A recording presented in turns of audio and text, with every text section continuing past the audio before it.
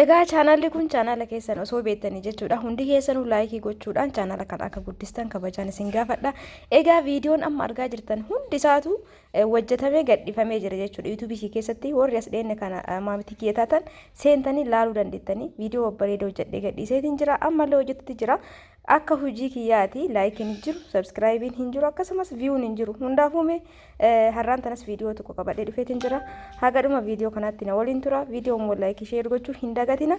Wanti hanga ammaa seensarratti argitan kun tokko tokko isaatiin hojjetamee gadhiifamee jira jechuudha.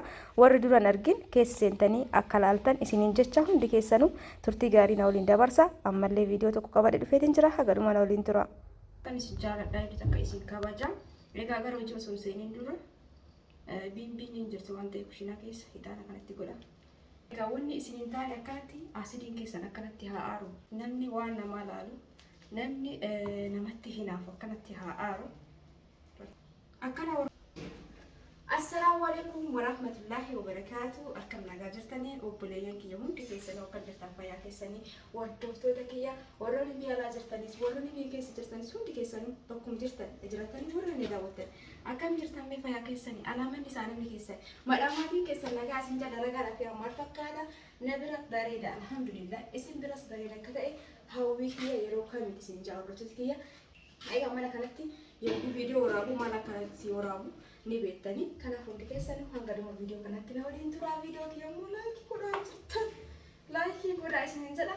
Egaa waan tokko tokko waraabee gad isin dhiisa an biyya keessa taa'uudhaan viidiyoo garaagaraa asumaa fuudhee Awurooppaa, Ameerikaa, Dubaay biyya kamittuu kun isin biraan gahaa jira jechuudha qilleensarraan. Kanaaf isin immoo bakkuma jirtan teettanii obboleetti keessan laayikii gochuudhaan sabskiraayib gochuudhaan sheer gochuudhaan yoo guddistan wanti isin irraa hin qabdu jechuudha. Kanaaf akka isin jedha hundaafuu namni isin tajaajilanii godha. Ittiin keessan hanga dhumaatti na waliin haa ta'u haasawa isin ittiin baay'isu osoo gara viidiyootti hin deemne yeroo takka warroonni chaanala kanaaf haara mataa ta'e yoo jiraattan sabskiraayib gochuudhaan maatii isin boota'a waan garaagaraa isin bira akka ga'u mallattoo olirra kaa'adha. Egaa sabskiraayib gootan booda barreeffama sadiitu isin ol baha sadiin keessa oolta jetturre yoo kaa'attan bakka kamuu jiraadha eessayyuu jiraadha akkuma viidiyoo gadhiisan viidiyoon kiyya gasaggase isin bira ga'a jechuudha. Kanaafuu olirra godhachuu hin dagatina. Akkasumallee immoo dhugaa dubbachuuf warroonni hanga amma yaadaan cinaa jirtan barreeffamaan koomentii babbareedaa barreessuun laayikii gochuudhaan hiriyoota keessan irratti sheerii godhan hundi keessanuu jechuudha.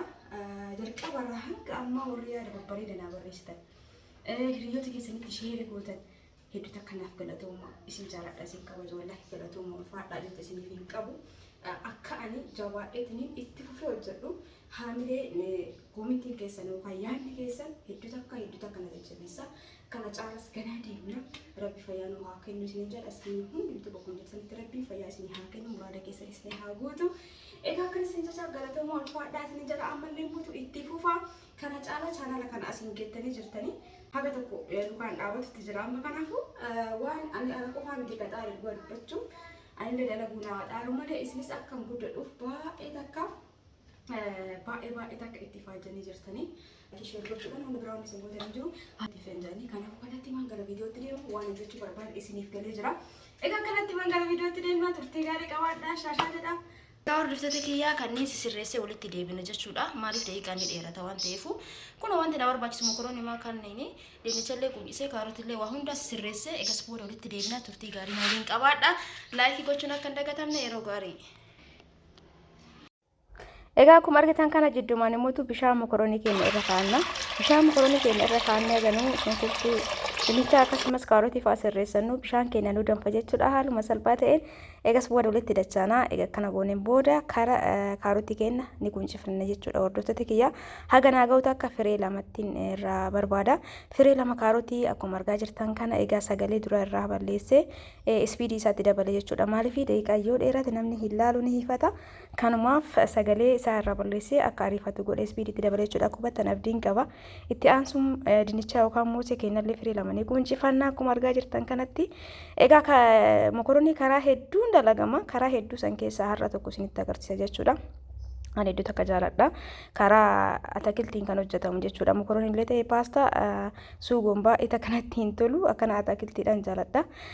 akkasumas isin hordoftota kiyyaa kanaaf har'aan tanallee karaa tokkoon isinitti agarsiisa itti aansee mootu onni eega dinnichaaf kaarotii geessin booda shunkurtillee hidda lamatti ni quncifadha itti aansee mootu eega shunkurtii quncisen booda timaatimallee hidda lama quncisee san booda ni qopheessina egaa daqiiqaa isinirraa gabaabsuuf haala kanaan kuno dinnichallee akkana cicciree jira shunkurtillee akka ruuzaatti cicciree timaatimas beekaatti cicciree kaarotis faqafaqee jira hunduu reedii ta'e qophaa'ee jira kallattii maan gara dalagaatti seenna jechuudha ammaan tana asitti akkuma argaa jirtan kana bishaan keenya irra kaanneerra danfuu garuu ol hin dafine soogidditti godha yookaan ashaboo maaliif akka dafee dafuus akkasumas walitti hin qabatu mokorooniin keenyas qophiidha garuu bishaan ol danfuu qaba sirriitti egaa aga bishaan keenya nu danfuu asii maxxabashaa keenya irra keenya eegisiin ho'iteen booda zayitii keenya yookaan ooyilii keenya itti goona haaluma salphaa ta'een mokoroonii hedduu takka namatti toluu fi hedduu takka mi'aa wajjin kan hojjannu ta'a hagadhuma viidiyoo kanaatti na waliin tura kunoo bishaan danfee jira ammaan tana mokoroonii keenya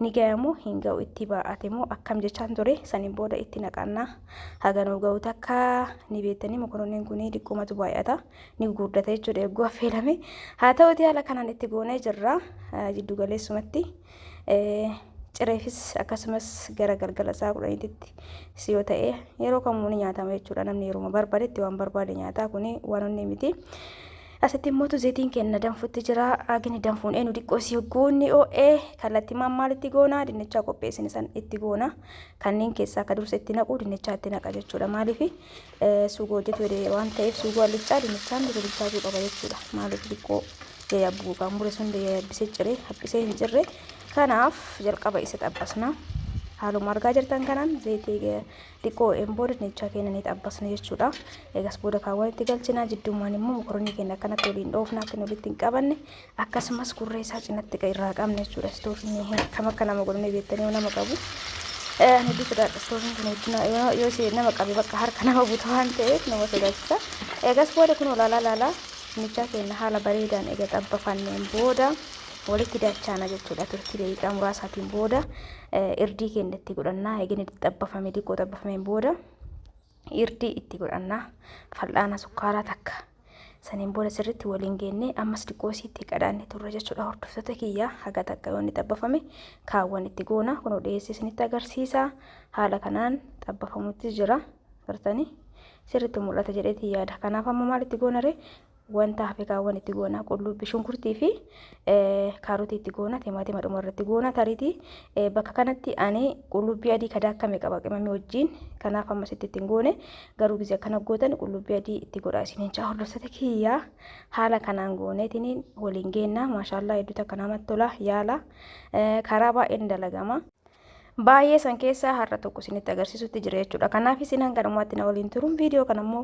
yoo isinitti tole laayikii sheer gochuu hin dagatina akkasumas yaada muraada keessan barreessa bakka saanduqa koomentiitti jechuudha daqiiqaa muraasaan booda kunoo deebineetti jirra waa hedduu takka bareeda amma eega kanatti waliin geenneen booda diqqoo turree timaatima dhumarratti galchina ka keessaa gugurraatti kun egaa wanni jirutti godheedha maashaallah lala hedduu takka namatti tola haala kanaan gootanii haaluma salphaa ta'een irdiidha jechuudha hordoftoota kiyyaa sirriitti waliin fudhanne egaa inni diqqoo akkanatti waliin wal fudhateen booda dhumarratti goona timaatima haala ammaan tanaan malee diqqoo akkanatti turuu qaba itti qadaanna jechuudha ammas garanatti immoo mokoroonii keenya laallaa maashaallah kunoo bilchaatutti jira haaluma salphaa ta'een mokoroonii ni beektanii yoo bilchaate sirriitti guurdata kanaaf diqqoo ni hafa diqqishuu isii ni hafa jechuudha daqiiqaa lamaan takka ni dhiisa akkanumatti itti gadaadee eegasii garana deebinaa gara suugoo keenyaa eeguu deebinu maashaallah haala bareedaa ta'een suugoon keenya bilchaatutti jira agartanii maxxabashaan turoonni isin namatti toltu hin qabdu namni hundi keessanuu bitadhaa isinin jedha maxxabashaawwan tanniin baay'ee takka jaaladhee jiraani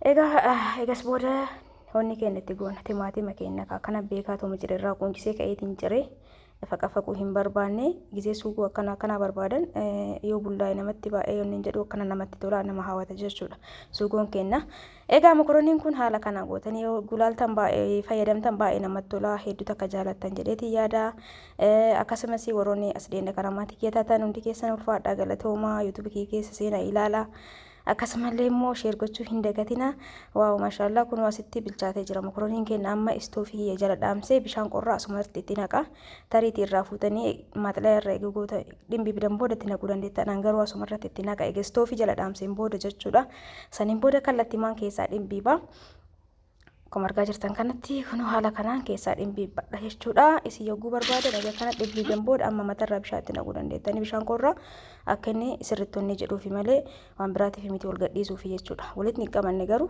yaa bishaan qorraa itti naqama. Eegasii kun kana fakkaataa dhiyeessee isinitti agarsiisu gara suuqoo keenyaa deebinee jirra. Suuqoon keenyaa haala bareedaa ta'een bilchaatitti jira. Ammoo wanti nu hafe maal itti goona ashaboo fi mi'eessituu itti goone gaheetiin jira jechuudha. Hordoftoota kiyyaa dinichallee cabsinee ilaalla. Saniin booda waliin geenna hedduutu akka namatti tolaa isiniin jedha. Ani suuqoo godhurra akkanatti natti tola. Kunoo maashaallah bilchaatee jira jechuudha. Ammaan tana maal itti goonare ashaboo itti goone irra yookaan soogidda itti aansee qimamii yookaan mi'eessituu itti goone. Mi'eessituun suni zinjibila, qullubbii adii akkasumas absuuda gurraacha of keessaa qaba. Kan itti godhe kuni haala kanaan waaw xumurree jirra jechuudha. Amma mokoroonii keenya gubbaan itti gannaqanna. Kunoo bishaan xiqqoo xabittii godha. Maaliif itti godhe? Kan amma ashaboo itti godheef qimamii itti godhe san akka inni naawunni jedhuufi egaa bishaan kana xiqqishu itti godhen booda mokoroonii dhimbiibne san itti naannaa jechuudha. Haaluma salphaa ta'een yeroo barbaadan akkana itti naxxanii itti qadaddanii eega jala dhaamsitanii daqiiqaa 5-6 akka tureen booda yoo sahan irratti gadi garagalchitan maashaallah hedduu akka bareeda. Garuu hadha akkasiin godhanii eega kanatti xiqqoo tureen booda noormaalii walumaan ga'e jechuudha. Erga waliin ga'een booda qopheessuu qofatu nu hafe viidiyoon keenya gara xumuraatti ga'uutti jira. Hundi keessan warroonni hangam mana daawwattan ulfaadhaa galatoomaa isin jaaladhaa isin kabaja. Hundi keessanuu jechuudha naaf jiraadhaa warri yaadanna jajjabeessitan warri sheer godhaa jirtan akkasumas koomentiin keessan hedduu takka isin jaaladhaan illee akkuma isin yaada bareedaa qabdan akkuma ana jajjabeessitan hedduu takka isin jaaladhaanis rabbiin isin haa jaallatu jechuudha. Obboleeyyan kiyya hundi keessanuu bakkuma jirtanitti fayyaa naa qabaadhaa. Rabbiin fayyaa isin haa kennu umrii isin haa dheeressu isiniin ja'a. Kunoo haala kanaan waliin geennee jirra. Waliin ga'uu baattanii akka reefisanitti xiqqoo qabbanaa'een booda garagalchitan isaan irratti baay'ee takka namatti tola. Guyyaa birallee isinitti agarsiisa akkasitti.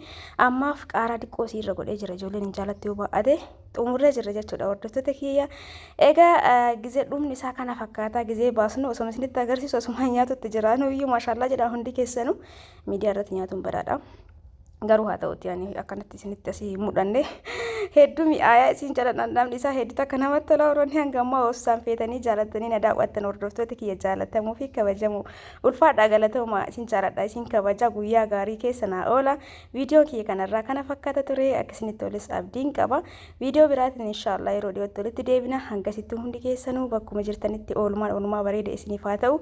Viidiyoo kana hundi keessanuu laayikii godhaa. Guyyaa gaarii keessa naa oola isin jaaladha isin kabaja. Baay baay.